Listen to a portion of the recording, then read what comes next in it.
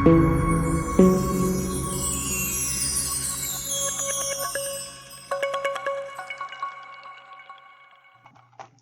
दोस्तों, मैं रोहित और जनरल टॉक पे एक नई वीडियो के साथ। ये वीडियो है होम लोन सब्सिडी रिलेटेड। यहाँ पे स्मॉल होम बायर्स के लिए कुछ न्यूज़ निकल के आया है। ये न्यूज़ है क्या कि इंडिपेंडेंस डे के दिन नरेंद्र मोदी जी ने अनाउंस किया है कि न्यू होम बायर्स के लिए वो सब्सिडी देने वाले हैं। ये सब्सिडी पहले P M A Y scheme के अंडर हुआ करती थी। PMAY की स्कीम के अंदर आपको 2,35,000 रुपया डायरेक्टली आपके अकाउंट में क्रेडिट हुआ जाया करता था। ये जो अमाउंट है आपके होम लोन अकाउंट में क्रेडिट हुआ करता था। लेकिन अभी ये डायरेक्ट सब्सिडी ईयर 2021 से बंद है।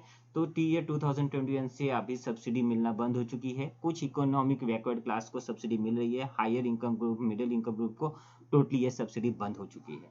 अभी हुआ क्या कि पिछले कुछ सालों में अपना होम लोन इंटरेस्ट बहुत ही इंक्रीज हुआ है। अराउंड 200 बेसिस पॉइंट इंक्रीज हो गया है, जो इंक्रीज होते होते पहुंच गया है अराउंड 9.6 ईयरली इंटरेस्ट।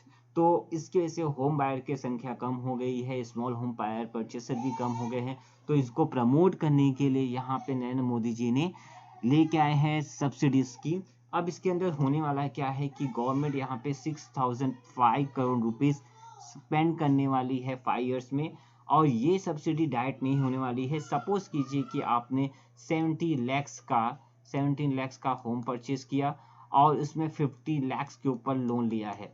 मतलब आपने 20 लाख अपने पास से पे किया और लोन अमाउंट जो है आपका वो है 50 लाख।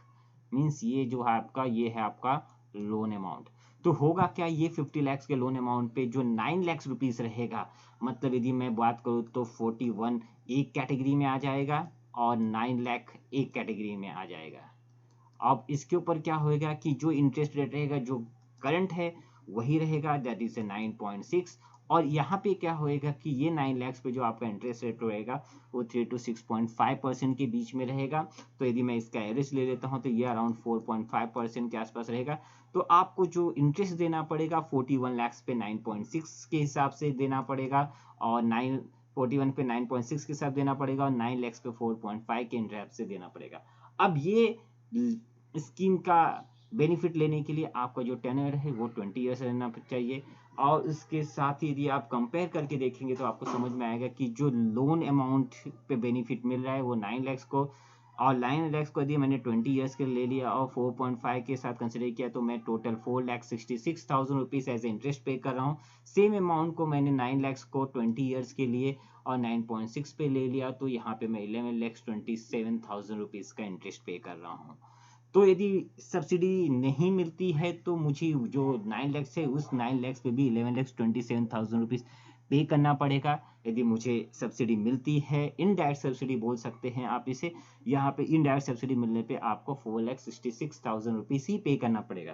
तो यदि मैं मोटा मोटा बोलूँ तो आपको यहाँ पे 20 years with the subsidy interest से 4,66,000 पे करना पड़ रहा है। यहाँ पे 20 ईयर्स के लिए विदाउट सब्सिडी आपको 11,27,000 पे करना पड़ रहा है।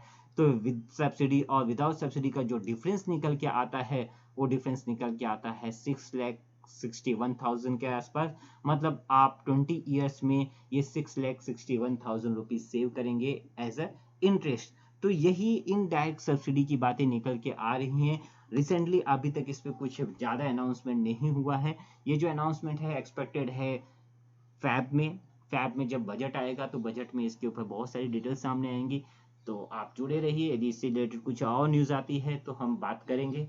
आपको यदि ये वीडियो पसंद आया हो तो लाइक कीजिए, कमेंट कीजिए, सब्सक्राइब कीजिए। Thank you, bye bye.